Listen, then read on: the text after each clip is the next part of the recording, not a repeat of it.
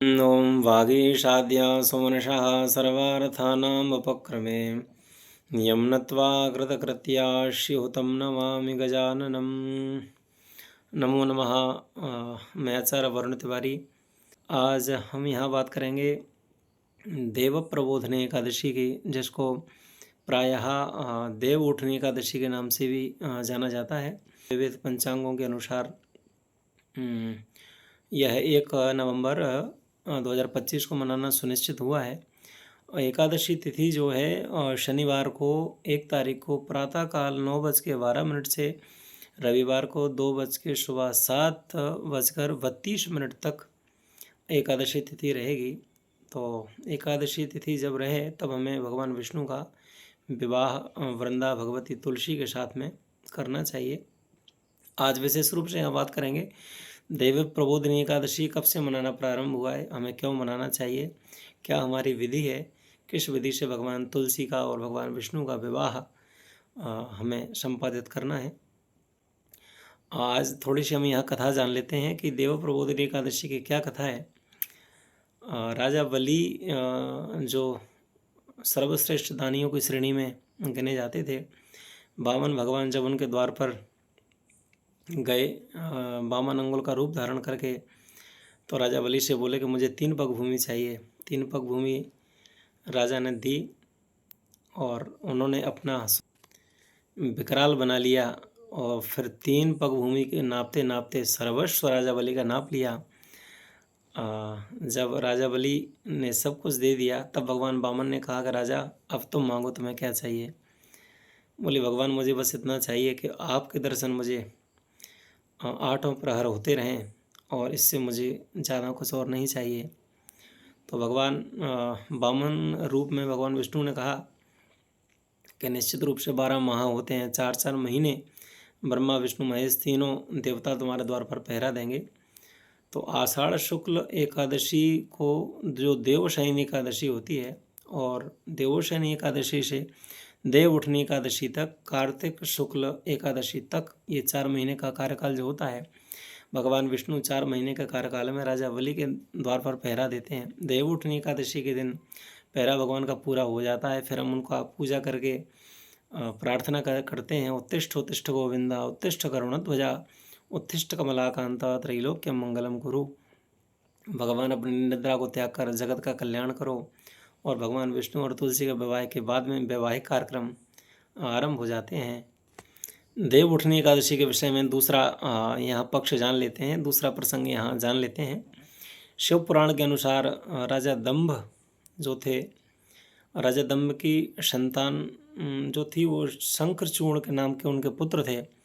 शंखचूर्ण नाम के पुत्र जो हुए हैं, भगवान ब्रह्मा जी की तपस्या की उन्होंने और भगवान से वरदान मांगा कि त्रिलोक में मेरा चारों ओर मेरी कीर्ति हो, मेरा यश हो, मेरा वैभव हो। भगवान ने कहा मैं ये सब कुछ तुम्हें प्रदान कर सकता हूँ, लेकिन अमरता का वरदान तुम्हें प्रदान नहीं कर सकता। तो बोले भगवान मुझे अमरता का वरदान प्रदान नहीं करो, लेकिन मेरा सर्वस्व चारों तरफ फैला रहे, ऐसी मेरे ऊपर कृपा करो।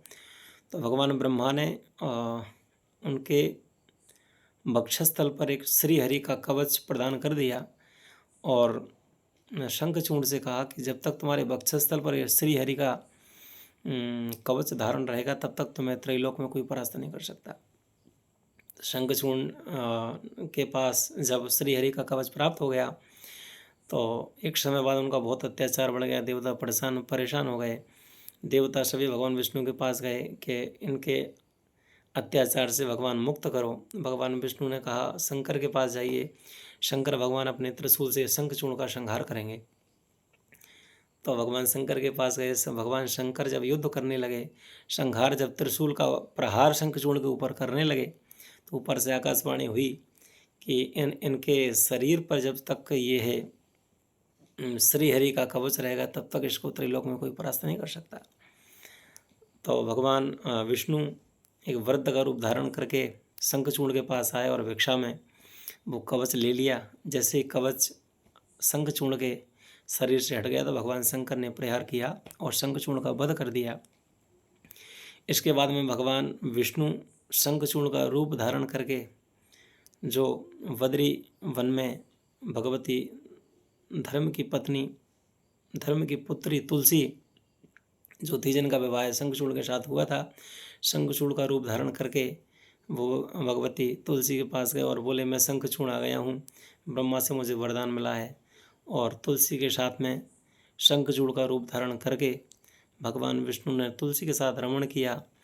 और रमण करते समय तुलसी जान गई कि ये मेरे साथ छल करने आए हैं, ये शंखचूड़ का रूप नहीं है। भगवान तुलसी ने विष्णु को श्राप दिया कि जाओ, तुम पाषाण बनकर इस मृत्युलोक पर रहोगे। तो भगवती तुलसी का श्राप था कि भगवान विष्णु आज पाषाण या शालिग्राम के रूप में हमें प्राप्त हुए हैं। तो भगवान विष्णु ने भी कहा कि तुलसी, मैं तुम्हारी तपस्या से प्रसन्न हूँ और मैं भी तुम्हें भगवती गंडकी का रूप प्रदान करता हूँ। आप नेपाल में जाएंगे तो काठमांडू से पशुपतिनाथ भगवान से 312 किलोमीटर की दूरी पर एक नदी पाई जाती है जिसका नाम गंडकी है। भगवती तुलसी का ही वो रूप है। उन्होंने कहा कि गंडकी के रूप में तुम यहाँ निवास करो और शालिग्राम के रूप में मैं इसी गंडकी में निवास करूँगा। तो पति पत्नी का साथ में यही रमण करेंगे। तो प्रायः देखा जाता था कि पूर्व काल में कि गंडकी नदी में तुलसी का पत्र छोड़ने से भगवान विष्णु शालिग्राम के रूप में ऊपर आ जाते थे। लेकिन अब प्रायः ये जब पाप अतिशय बढ़ गए हैं तो ये आज के समय में देखने को नहीं मिलता है। तब इतनी सारी क्रियाकलाप होने के बाद में भगवान तुलसी का विवाह शालिग्राम के साथ हुआ। तो हम यही कहेंगे कि आज के दिन देव प्रबोधनी एकादशी के दिन सुंदर सा ईख का गन्ने का मंडप बना करके सुंदर रंगोली डाल करके गाय के गोबर से लेपन करके भगवान विष्णु का और तुलसी का पाणिक ग्रहण संस्कार हमें करना चाहिए। विधि विधान से षोडशोपचार की विधि से हमें उनका पूजन करके परिक्रमा करना चाहिए। 7 परिक्रमा करने का विधान है। प्रायः वैसे तो 4 परिक्रमाएँ की जाती हैं, धर्म अर्थ काम मोक्ष। 4 परिक्रमाओं ये करें या फिर 7 परिक्रमाएँ करके भगवान का विवाह, तुलसी और विष्णु का विवाह करें। उसके बाद में विवाह कार्यक्रम आरंभ हो जाते हैं। छोटी सी बात कह के यहाँ अपनी वाणी को विराम दूंगा। ईश्वर का दिया हुआ कुछ अल्प नहीं होता, ईश्वर का दिया हुआ कुछ अल्प नहीं होता, जो बीच में टूट जाए वह संकल्प नहीं होता। हार और जीत को ध्यान में मत रखिए, हार और जीत को ध्यान में मत रखिए, क्योंकि विजय का कोई विकल्प नहीं होता। धन्यवाद। सादर सिया राम।